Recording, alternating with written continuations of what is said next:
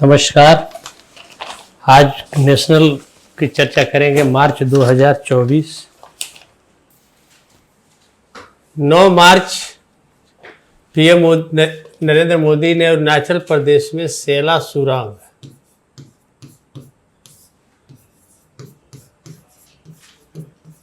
का उद्घाटन किया। यह सुरंग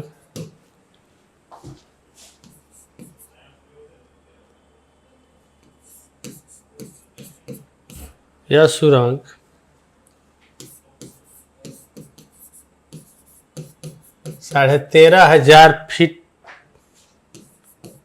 फीट से अधिक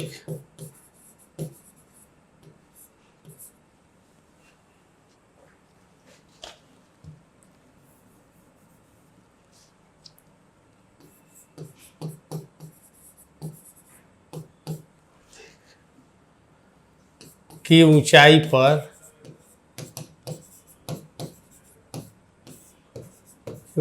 पर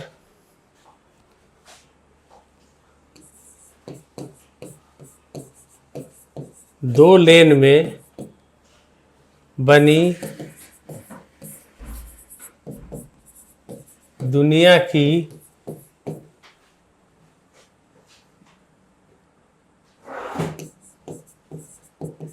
सबसे लंबी सुरंग है।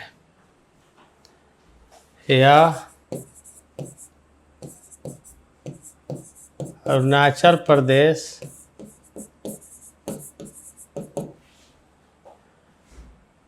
में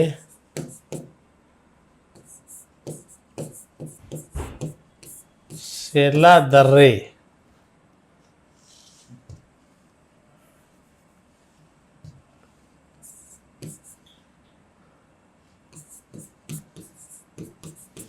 को पार कर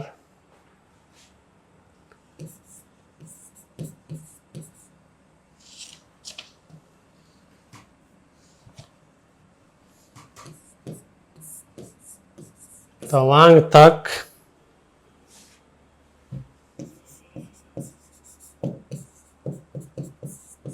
सभी मौसम में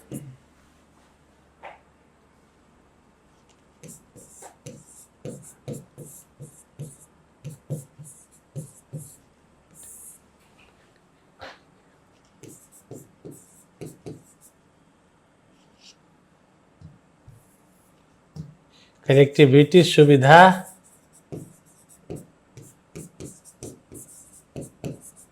प्रदान करेगी।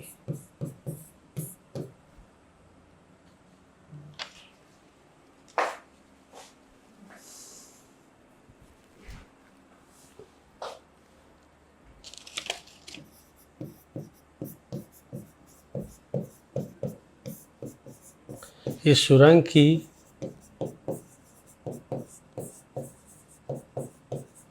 आधारशिला फरवरी 2019 में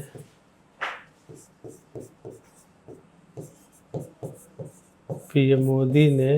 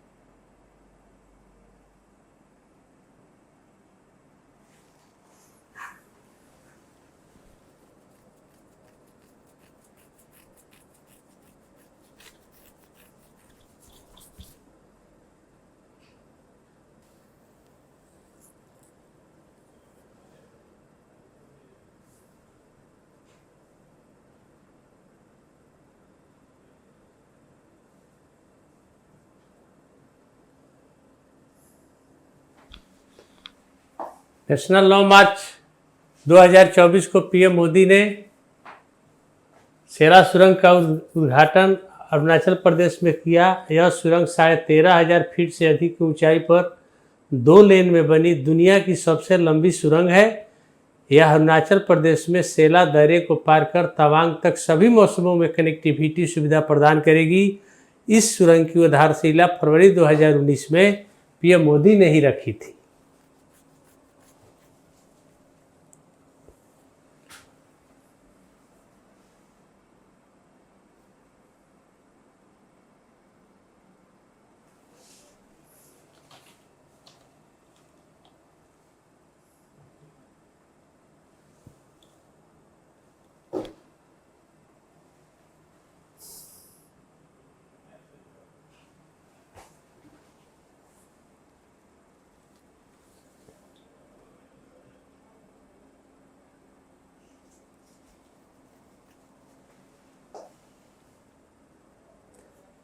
कनेक्टिविटी का मतलब नहीं समझ रहे हैं जी। मोबाइल से माने आने जाने की सुविधा।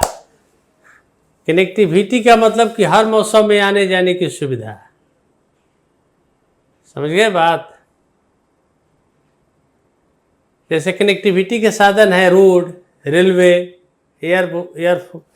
एयरलाइंस, समुद्री मार्ग, मोबाइल फोन, दूरसंचार, सब कनेक्टिविटी की सुविधा है।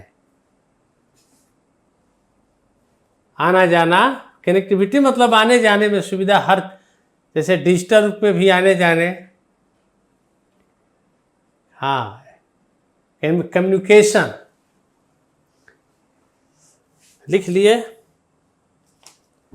अब अरुणाचल प्रदेश में ही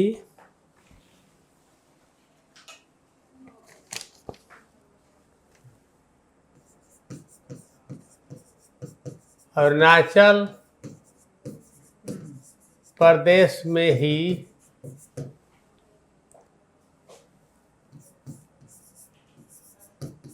दिबांग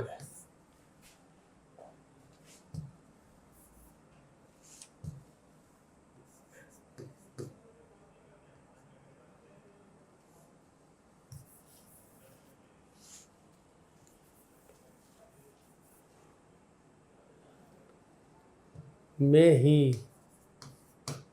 दिबांग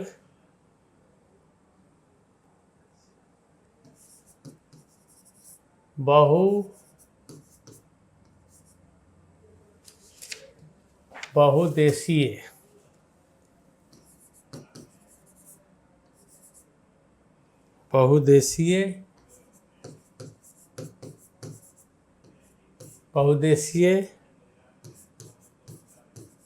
जल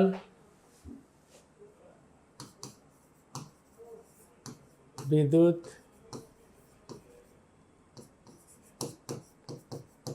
परियोजना का आधारशिला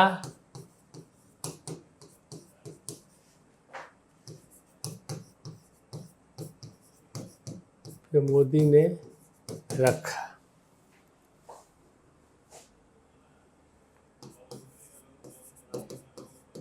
दिबांग बांध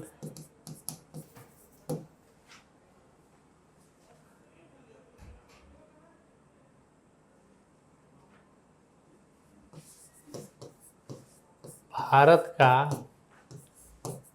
सबसे ऊंचा बांध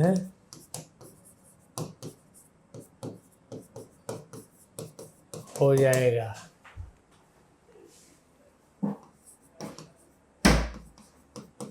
बन जाने पर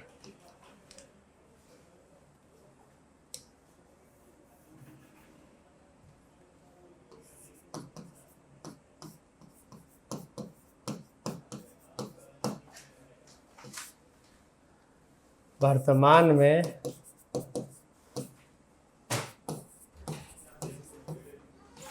टिहरी बांध उत्तराखंड में सबसे ऊंचा बांध है।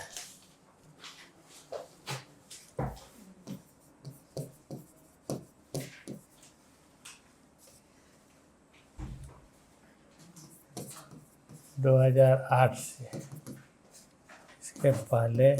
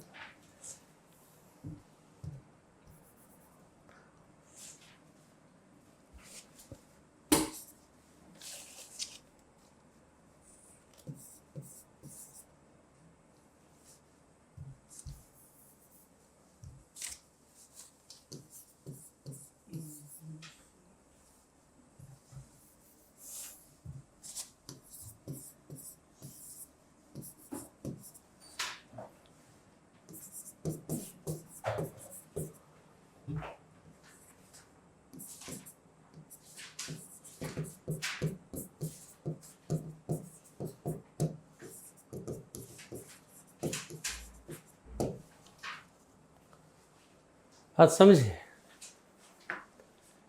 दिबांग बहुउद्देशीय जल विद्युत परियोजना का आधारशिला रखा गया। बन जाने पर दिबांग बांध भारत का सबसे ऊंचा बांध हो जाएगा। वर्तमान में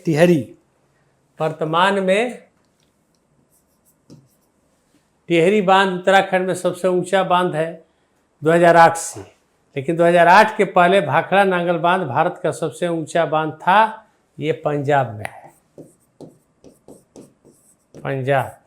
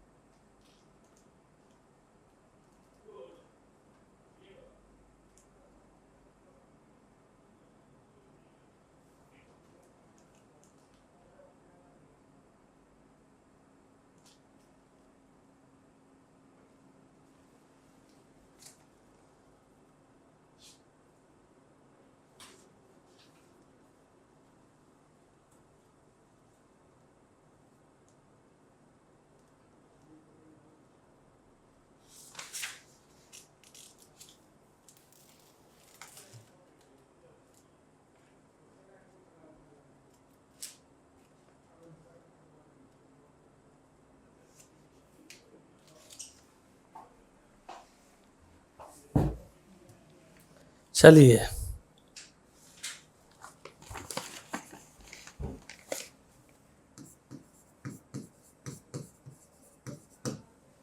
बारह मार्च 2024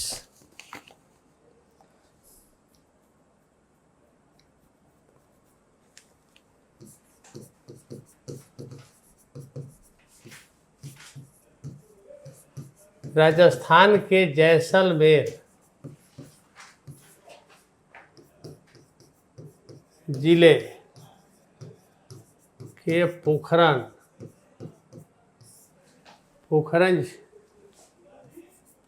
में भारत के तीनों सेना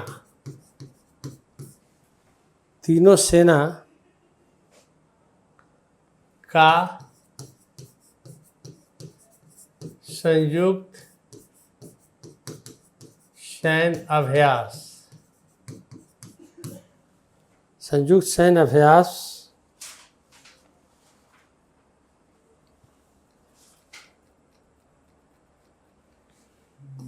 भारत शक्ति सैन्य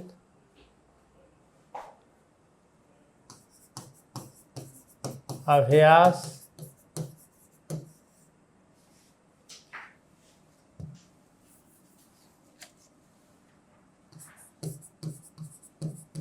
संपन्न हुआ।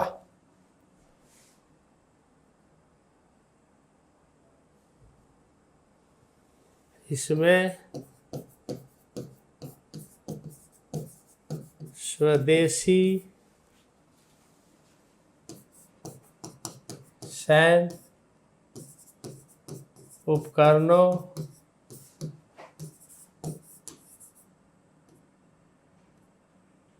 हथियारों का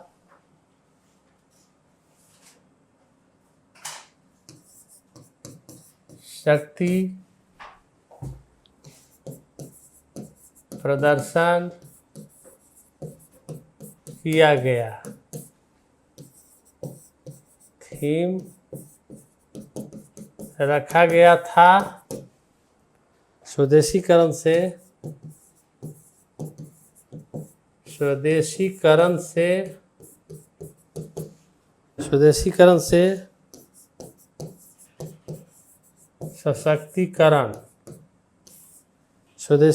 सशक्तिकरण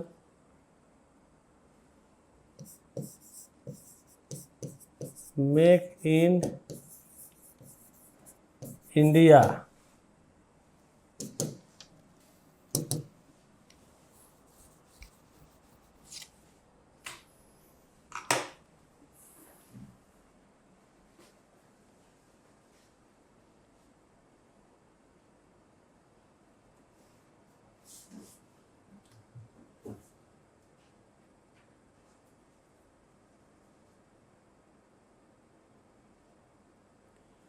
नहीं, सेला सुरंग के पहले कुछ नहीं बोले थे हम, मौखिक ऐसा कुछ नहीं बोले थे, सीधे लिखे दिए थे। इसीलिए चिंता मत कीजिए कि लेट आए थे, तो हम सीधे लिखना शुरू कर दिए थे, क्योंकि ओरल हम बोल दिए थे उसी दिन सबके बारे में।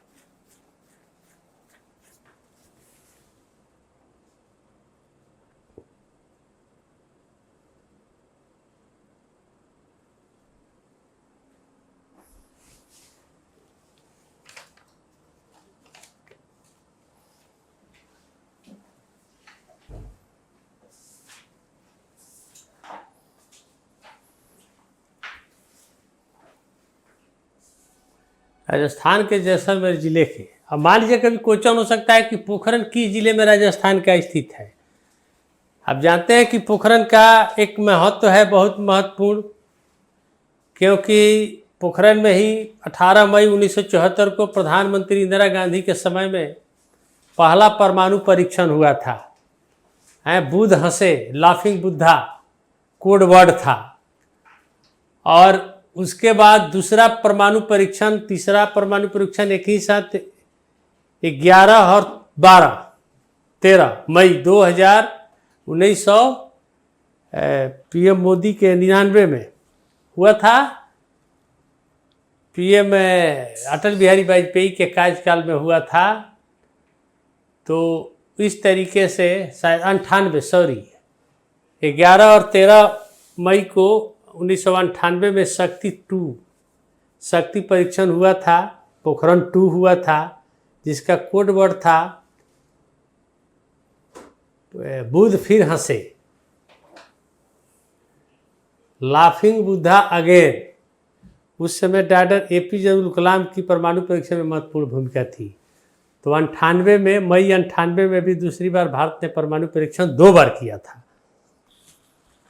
तो इस तरीके से परमाणु परीक्षण, तो पोखरण में बहुत सारा चीज़ होता है, सैन्य अभ्यास से लेकर वायुसेना अभ्यास तक भी बहुत सारे होते हैं। तो पोखरण का एक महत्वपूर्ण स्थान है भारत के सैनिक क्षेत्र के लिए। आगे बढ़े।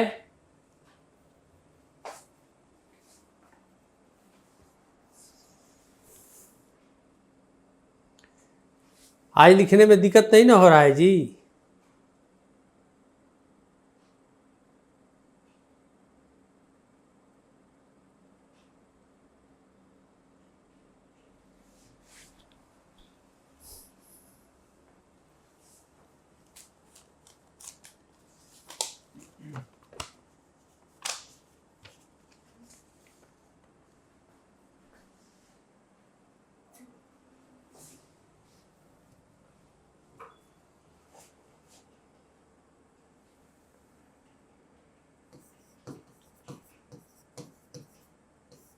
स्वीडन की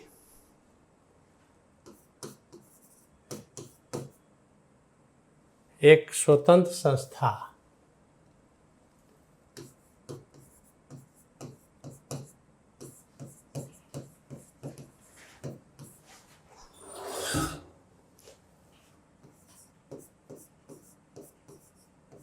सिपरी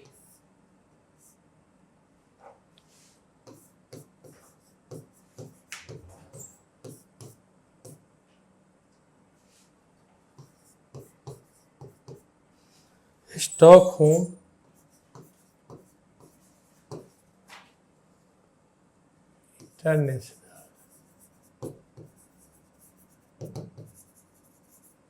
इंटरनेशनल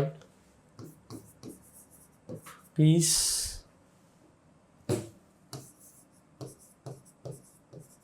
रिसर्च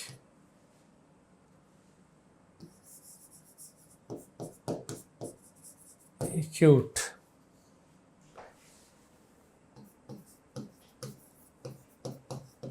के रिपोर्ट के अनुसार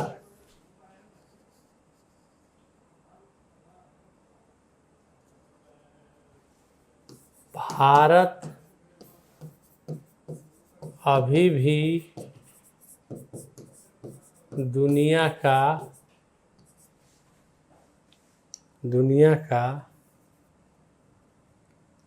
सबसे बड़ा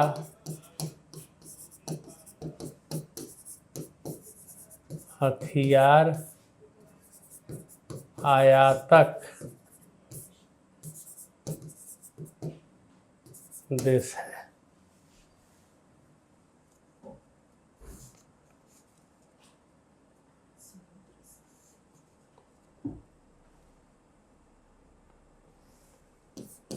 जबकि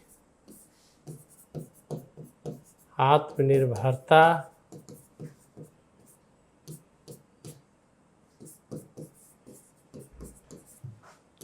मेक इन इंडिया पर भी जोर दे रहा है।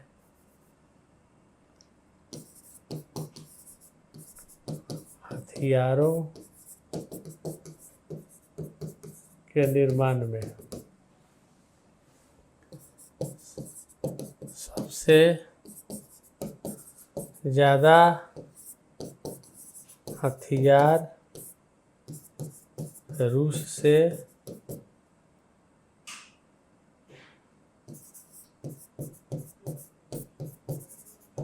दूसरे स्थान पर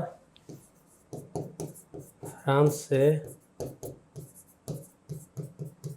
मंगाता है।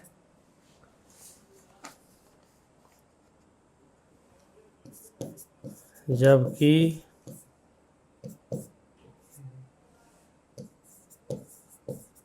विश्व का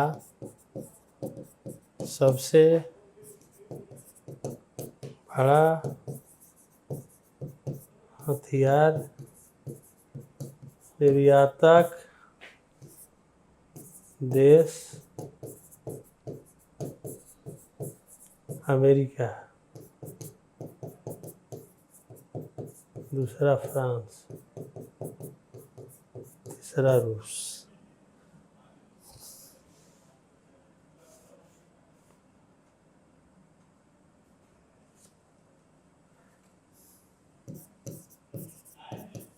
पहले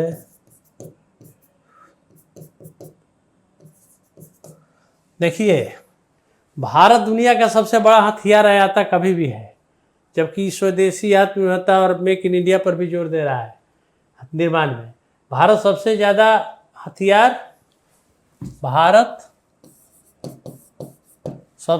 हथियार रूस से, दूसरे स्थान पर फ्रांस से मंगाता है, जबकि विश्व का सबसे बड़ा हथियार निर्यातक देश है अमेरिका, दूसरा फ्रांस, रूस को रिप्लेस करके, रूस को हटा दिया है। अब दूसरे स्थान पर और तीसरा स्थान पर रूस।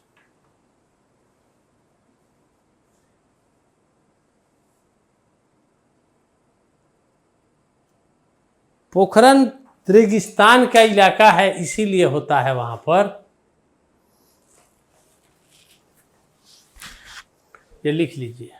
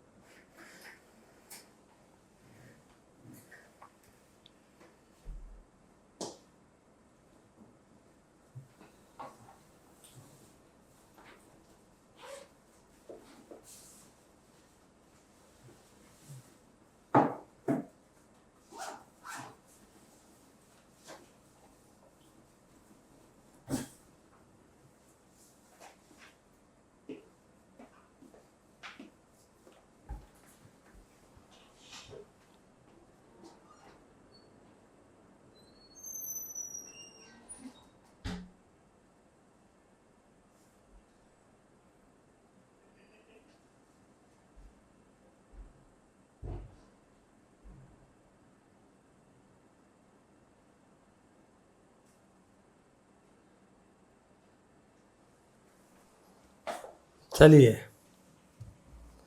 अब महत्वपूर्ण चीज है कि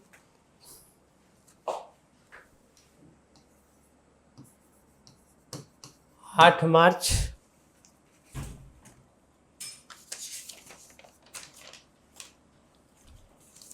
अंतर्राष्ट्रीय महिला दिवस।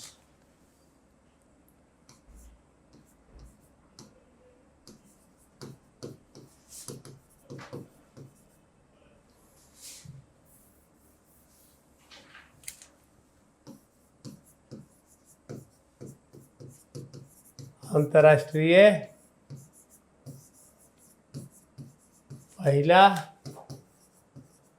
दिवस।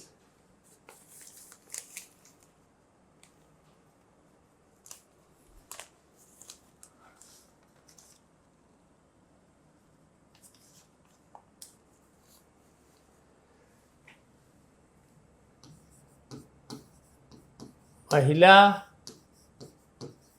सशक्तिकरण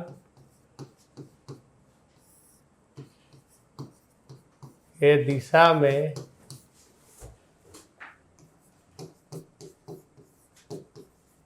बिहार सरकार के प्रयास। राज्य सरकार ने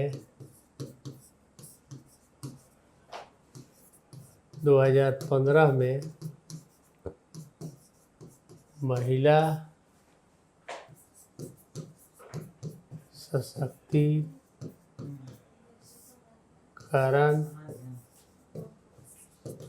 नीति बनाई।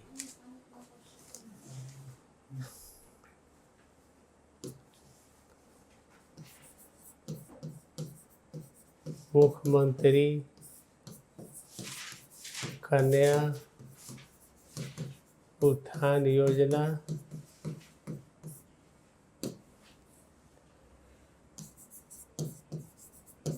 मुख्यमंत्री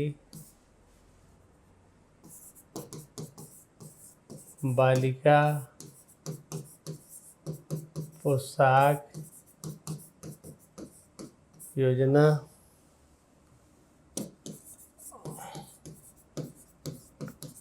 मुख्यमंत्री बालिका साइकिल योजना,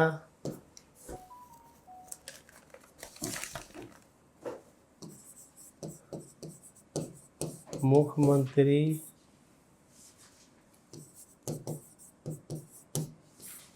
महिला उद्यमी योजना,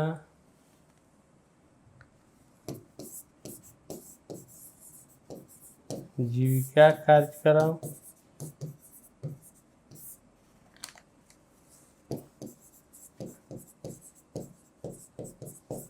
मुख्यमंत्री कन्या विवाह योजना,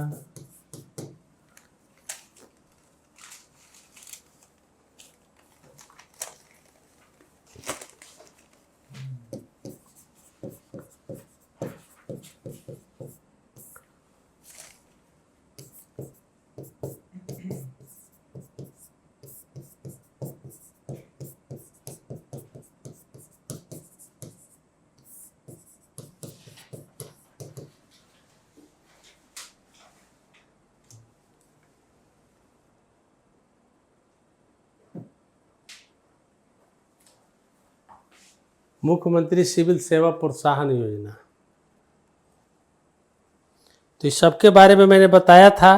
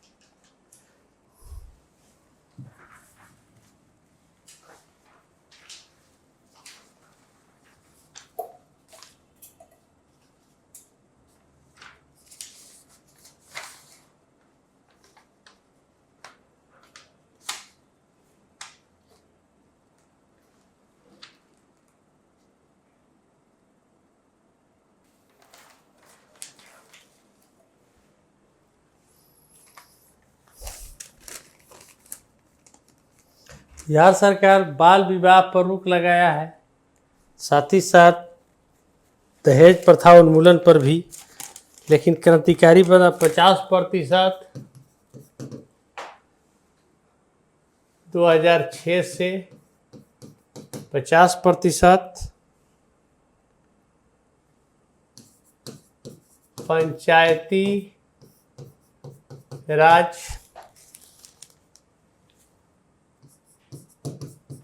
संस्थाओं तथा नगर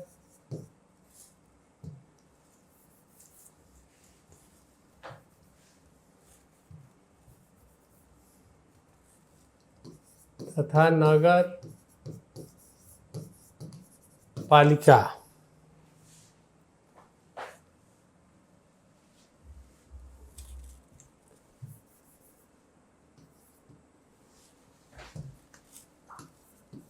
2006 से 50% पंचायती राज संस्थाओं में तथा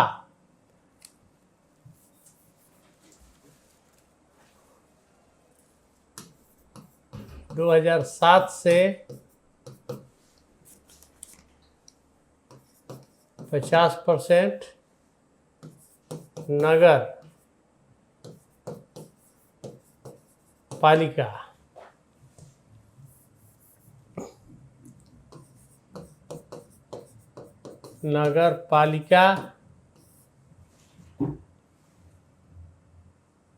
में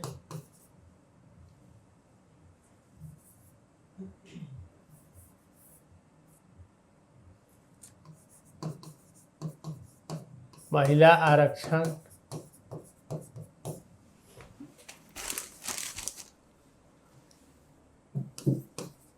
50%,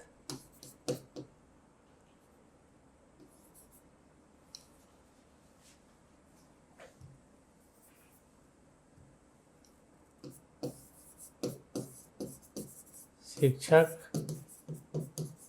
बहाली में आरक्षण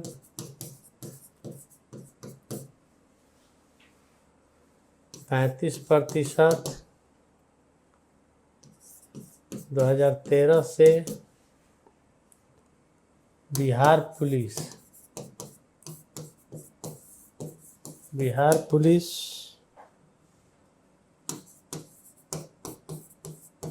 2016 से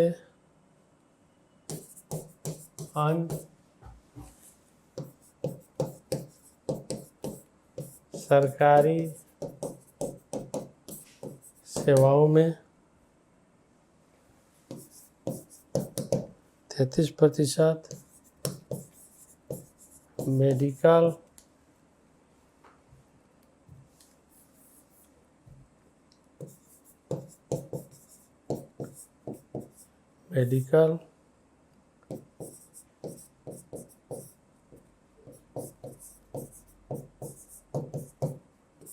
इंजीनियरिंग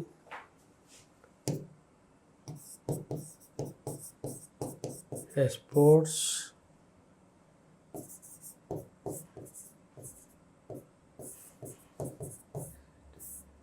यूनिवर्सिटी से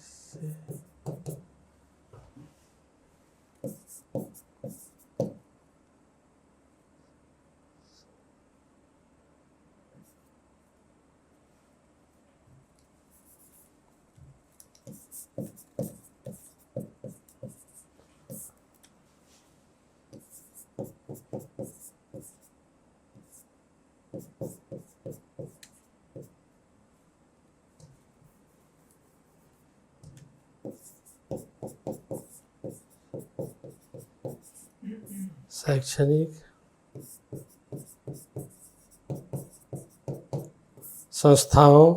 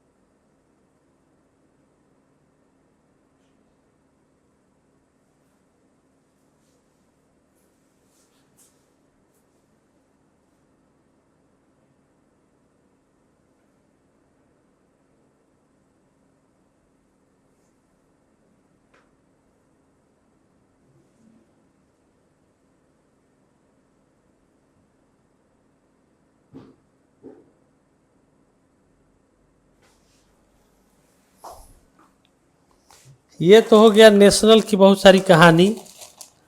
अब जहाँ तक एक टॉपिक है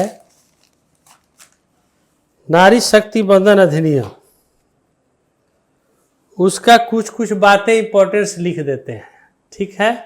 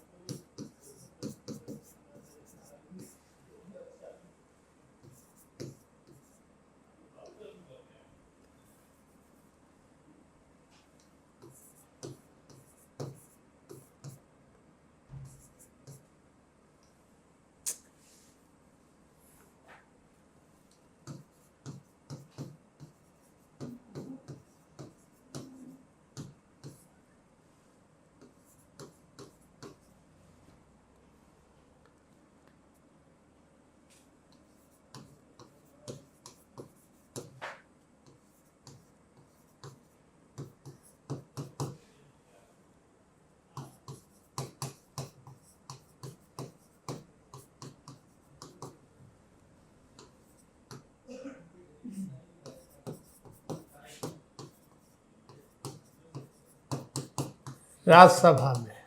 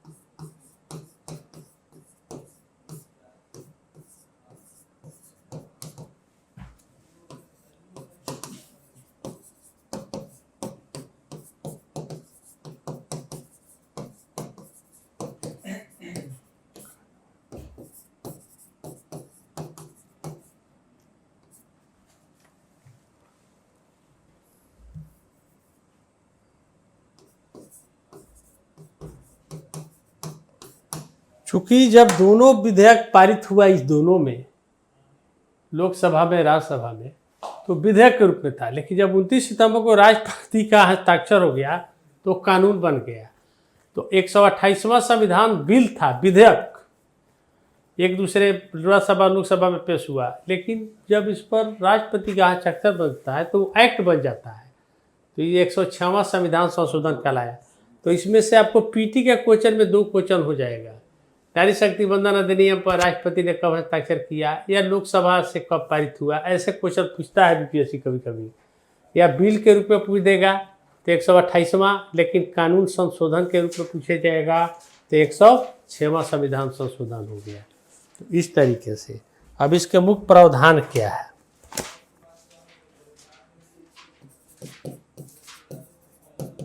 प्रावधान,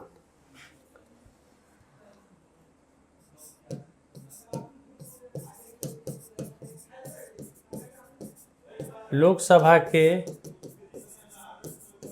कुल सीट पर महिलाओं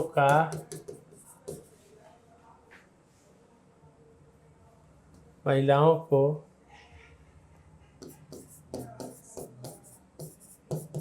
33% आरक्षण।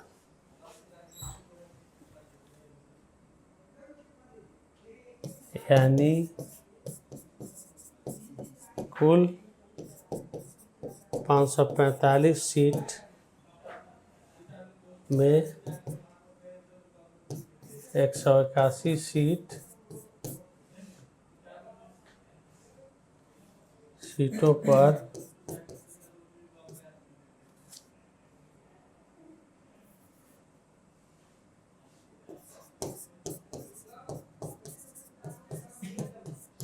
महिलाएं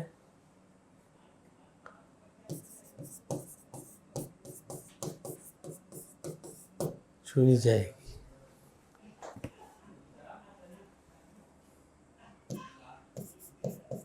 राज्य विधानसभा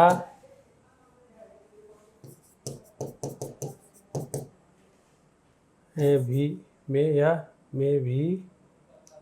विधानसभाओं में भी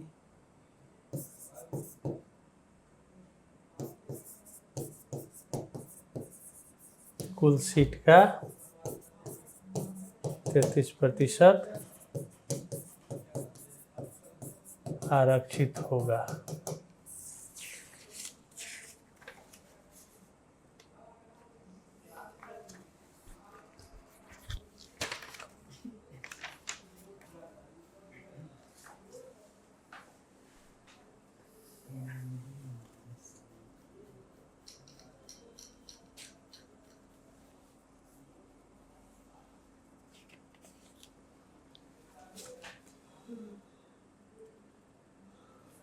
ये मूल बात है।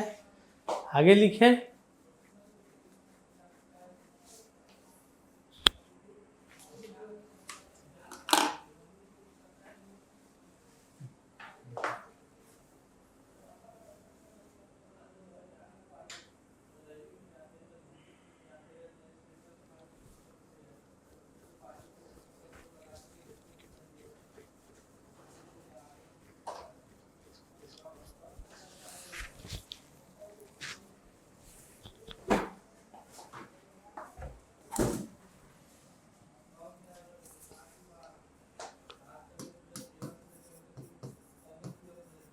दिल्ली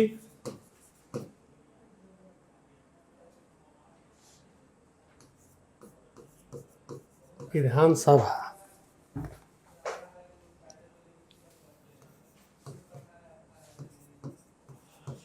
70 सीट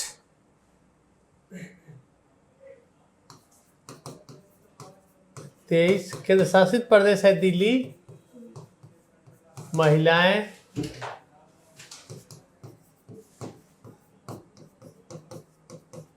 चुनी जाएगी, जबकि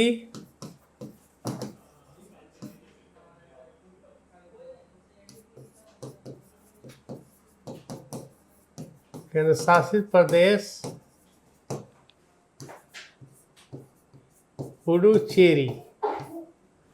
पुडुचेरी में यह आरक्षण लागू नहीं होगा। याद रखिएगा, क्योंकि दिल्ली में लागू नहीं होगा, क्योंकि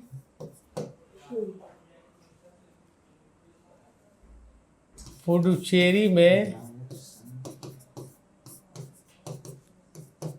एक लोकसभा सीट ही है।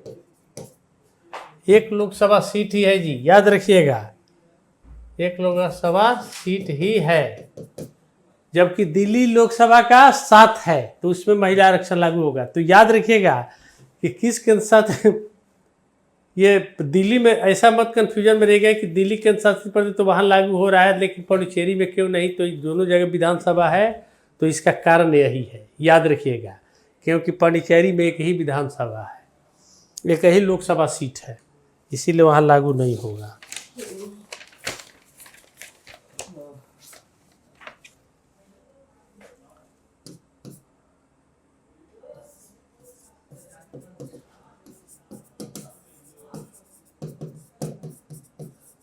कौन सा आर्टिकल जोड़ा गया है संशोधन के तहत?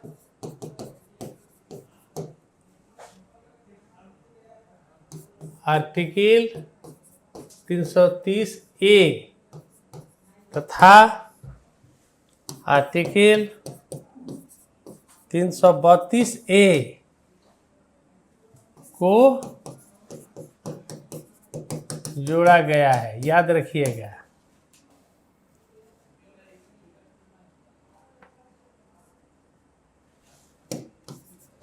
या नए जनगणना तथा नए परिसीमन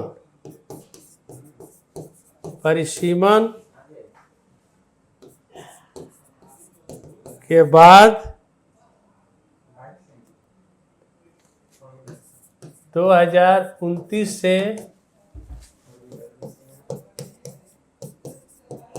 लागू होगा।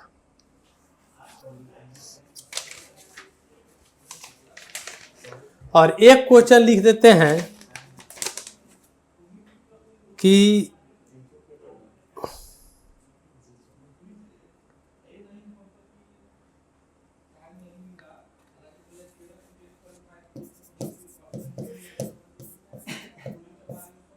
पहली बार महिला आरक्षण हेतु बिल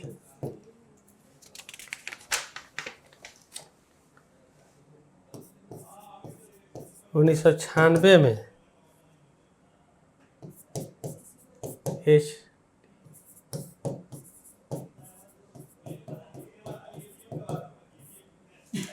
देवगौड़ा की सरकार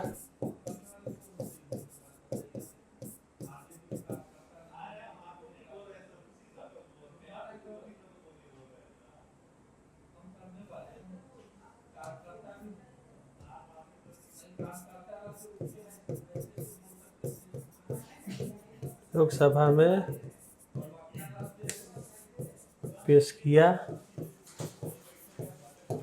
पारित नहीं। तब से लेकर कई बार पेश हुआ लेकिन पारित नहीं हुआ। तो ये क्वेश्चन हो सकता है। तो ऑब्जेक्टिव के रूप में यह क्वेश्चन हो सकता है, समझ गए? चल लिख लीजिए।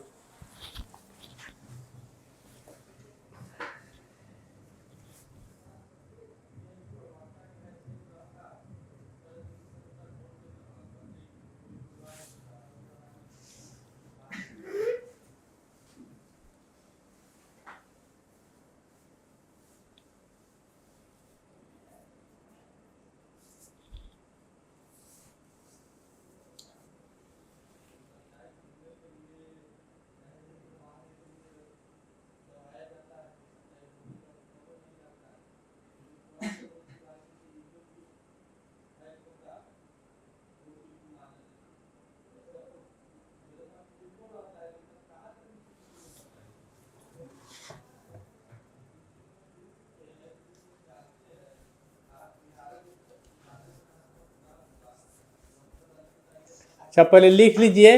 हम क्वेश्चन बोल देते हैं कि क्या क्वेश्चन हो सकता है। क्वेश्चन क्या हो सकता है मैं बोल देता हूं। राजनीति में महिला सशक्तिकरण के दिशा में नारी शक्ति बंधन अधिनियम 2023 एक बड़ा कदम है। इसने कैसे महिलाओं को सामाजिक और राजनीतिक सशक्तिकरण करेगा।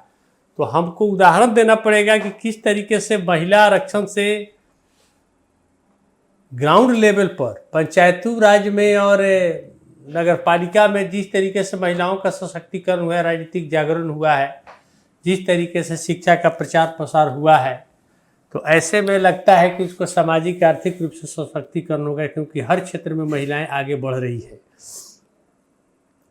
तो इस तरीके से ये क्वेश्चन हो सकता है। और ऑब्जेक्टिव के रूप में जो होगा वो मैंने आपके सामने लिख दिया है। और 27 साल बाद ये सपना साकार 23। हाँ, एक लोकसभा सीट वालों के लिए नहीं है, कैसे होगा उसमें, क्योंकि अब लोकसभा सीट बढ़ेगा नहीं। तो परिसीमन होगा 15 वर्ष के बाद, इसका फिर रिवाइज होगा, क्या किया जाएगा, बहुत सारा प्रावधान है। तो कहने का मतलब यही है कि ये चीज़ हो गया आपका नेशनल की कहानी, जो मैंने मार्च के बारे में बताया। अब कुछ क्वेश्चन ऐसे हैं जिसे इंटरनेशनल का है, मिसलेनियस का, तो मार्च समाप्त हो जाएगा। तो इसके बाद अप्रैल के बारे में बताने की कोशिश करेंगे, लेकिन तब तक मेरा क्लास जो है, आने वाले 2 क्लास नहीं होंगे, क्योंकि हम आउट ऑफ पटना रहेंगे, बाहर रहेंगे। तो हो सकता है कि जो 2 शेड्यूल में है, बृहस्पति, बुधवार और शुक्रवार, वो वाला क्लास सस्पेंड रहेंगे, और बीच में चूँकि रहेंगे हम पटना में नहीं, इसीलिए क्लास नहीं हो पाएगा।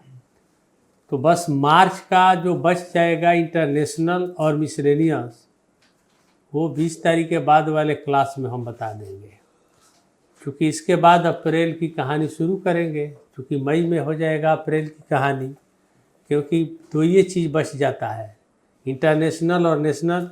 इसीलिए आप मिसलेनियस, इसीलिए आप लोग का क्लास पीछे नहीं है, क्योंकि जब अप्रैल समाप्त होगा तभी तो अप्रैल के बारे में मई में चर्चा की जाएगी। तो इसीलिए आप लोग आनंद फानंद में मैसेज करने लगते हैं कि करंट का क्लास नहीं हो रहा है, क्यों नहीं हो रहा है। ऐसा मत सोचिएगा, मैं सभी जो रिकॉर्डिंग भी सुनेंगे उनको मैं बता देना चाहता हूँ। इसीलिए हर कोई का किसी न कुछ काम पड़ जाता है, तो इसीलिए मैं एब्सेंट रहूँगा। तो इसीलिए मेरा आप लोगों से गुजारिश है कि आप लोग भी इसमें सहयोग करें, क्योंकि हम एब्सेंट रहेंगे। तो इसी के साथ आज के क्लास का समापन करता हूँ। जहाँ तक मेरा, आप लोग कमेंट्स दीजिए कि अब तक मैंने जो पढ़ाया मार्च, तो क्या किसी को समझ में आया। बहुत सारा बात की नहीं समझ में आया, क्योंकि historical, political, economical, geographical, science, tech, national, international चर्चा करना है। तो कुछ नेशनल तक चर्चा मैंने किया, तो बहुत सारा चीज़ आपको आत्मसात किए होंगे। अभी देखिए, बहुत सारा चीज़ अप्रैल में मिलेगा आपको मटेरियल, जैसे किस तरीके से ईरान ने इजराइल पर अटैक किया, ये अब अप्रैल में जाएगा इंटरनेशनल में, ठीक है। और सारा चीज़ मैं उसको बताऊंगा। इसके बाद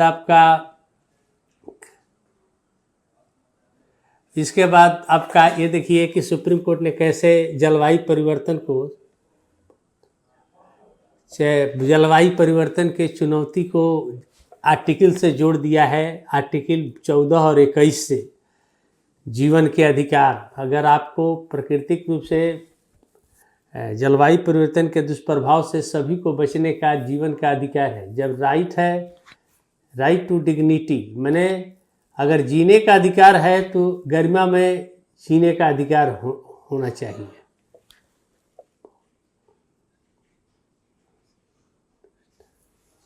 समझ गए। तो उसने 14, 15 को 21 को किस तरह विस्तार दिया है। तो सुप्रीम कोर्ट ने आर्टिकल 21 को बहुत बार विस्तार दिया है, उसको हम एक डिटेल के रूप में बताएंगे कि कब कब 21 को विस्तार। आप जानते हैं कि ये निष्क्रिय इच्छा मृत्यु को भी कहा कि मरने का अधिकार है किसी को, तो जीने का अधिकार है, लेकिन गरिमा में जीने का, अगर गरिमा में जीने का अधिकार नहीं है तो उसको आप मेडिकल सपोर्ट हटा करके मर सकता है। 3 तलाक में भी देखिए महिलाओं को आर्टिकल 21 के तरफ सुरक्षा दिया कि कोई भी महिला जिए लेकिन इज्जत के साथ जिए, जब मन तब पति उसको तलाक नहीं दे दे।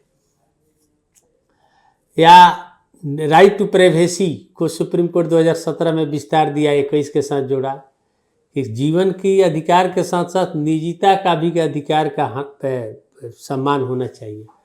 तो बहुत सारा है चीज़, ज्योग्राफी से लेकर इकोनॉमी से लेकर आपको RBI का 90 वर्ष पूरा हुआ है और RBI ने मौद्रिक नीति की, तो मैं ज़रूर बताने की कोशिश करूँगा। बहुत लोग को एक कन्फ्यूजन होता होगा। वैसे इकोनॉमिक्स में आप पढ़े होंगे कि CRR, repo rate, reverse repo rate, repurchasing operation, repo का फुल फॉर्म होता है। तो क्या होता है ये उतार चढ़ाव कैसे होता है मार्केट का क्या पर पता नहीं आप लोग को समझ में आता है कि नहीं। CRR, repo rate, reverse repo rate की समझ में क्लियर है कि नहीं आप लोगों को, क्योंकि अगर ये आता है एग्जाम में कि ब्याज के जब